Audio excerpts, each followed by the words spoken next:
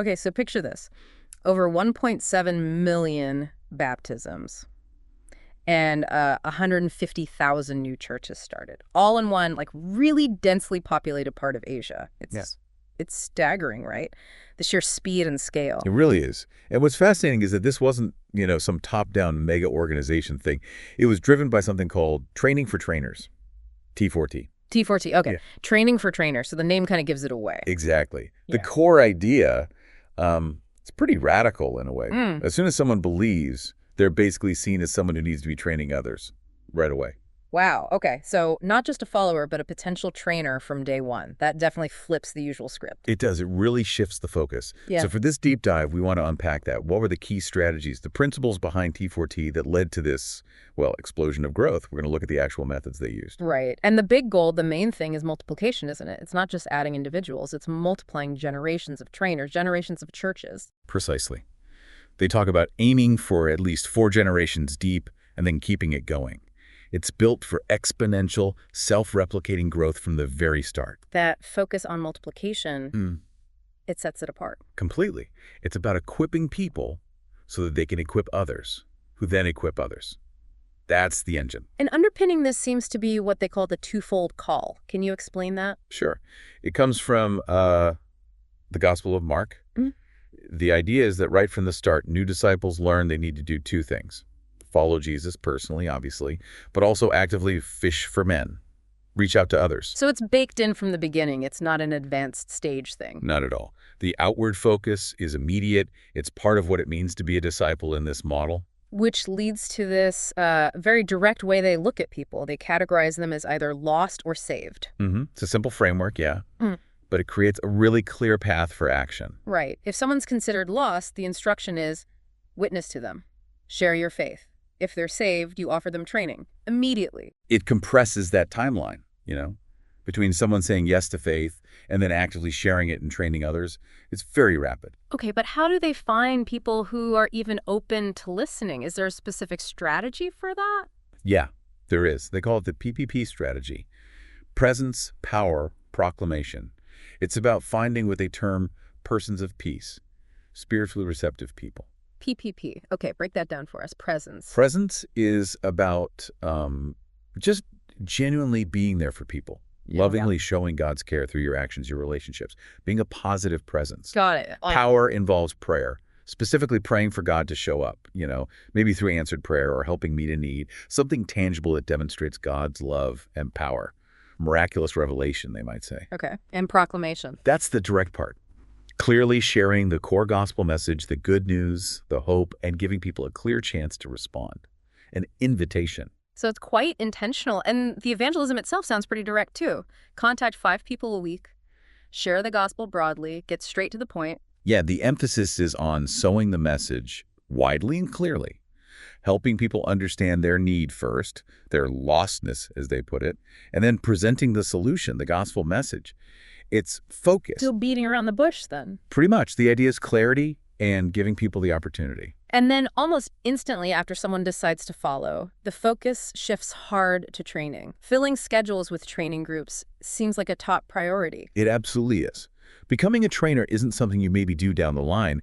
It's the immediate next step. That speed is crucial for the multiplication engine. That first training session, the WHY whom how one, sounds critical. And it happens super quickly, right? Very quickly, sometimes within 24, 48 hours.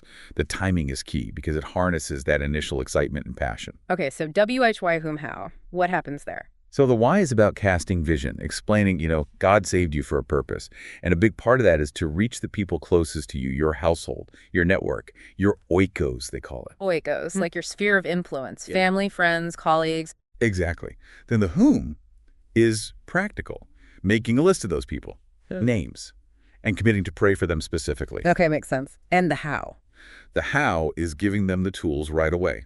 A simple way to share their own story, their testimony, like a bridge and a basic gospel presentation they can use. And they actually practice it in that first session. Yes, practice is huge. They practice sharing their story, practice the gospel presentation, and then they set goals right then there about who they'll talk to and pray about it. It's about immediate empowerment and action. Not just theory, real practical steps from hour one almost. That's the idea. Yeah. Build confidence. Give them something concrete to do. Okay, so that's the initial training. What about ongoing development? You mentioned a 3/3 structure. Right. The ongoing training sessions follow this pattern.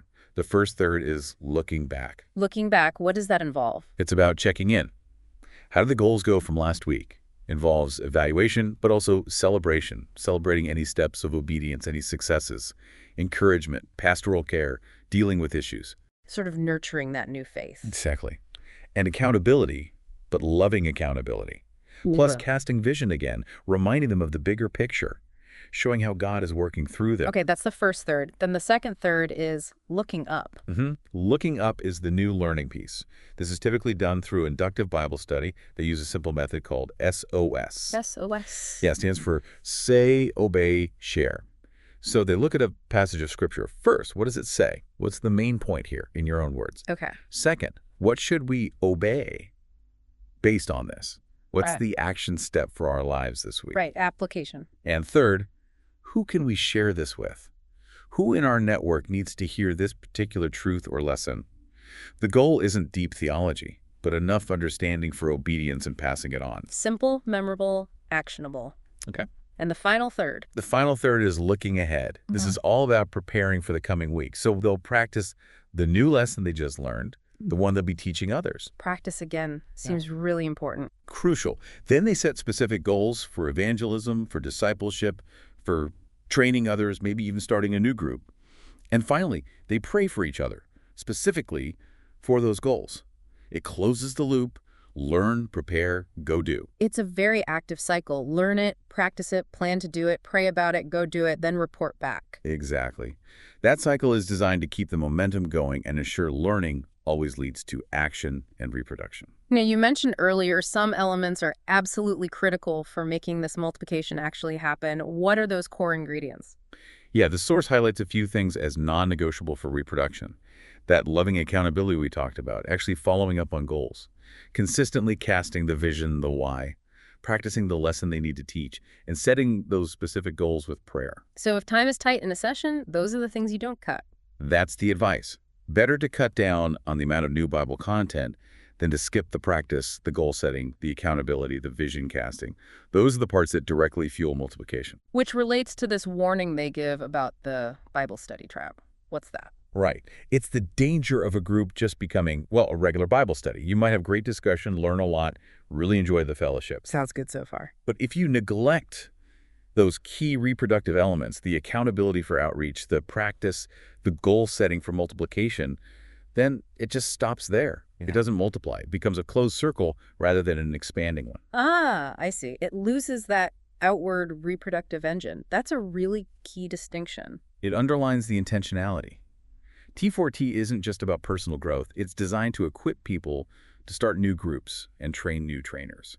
That's the DNA. And that point about accountability, never give a goal without following up. That seems so fundamental for this working. Absolutely. It reinforces that obedience matters. It's not just about knowing what to do, but actually doing it. The follow-up provides support, encouragement, and keeps the focus on action. It's obedience-based discipleship. And interestingly, while there might be a short initial curriculum to get things started, Right, like a basic foundation. the emphasis for the long haul is on that inductive Bible study, the SOS method. Mm-hmm. So it's not just a quick program, it's meant for ongoing growth. Exactly. The idea is to equip people to feed themselves from Scripture and lead others to do the same long-term. It fosters maturity and sustainability, not just a quick start. Okay, so bringing this all together, the power of T4T seems to lie in that rapid equipping, the immediate call to action and training, the built-in accountability, and just that relentless focus on multiplication. It really is a different paradigm.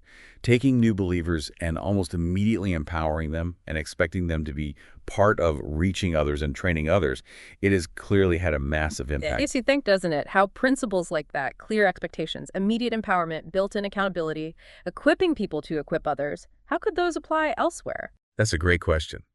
Beyond just faith movements, think about education or skill development or even organizational change. Could this model of rapid empowerment and multiplication unlock faster progress in other areas of life? Something for all of us listening to maybe mull over.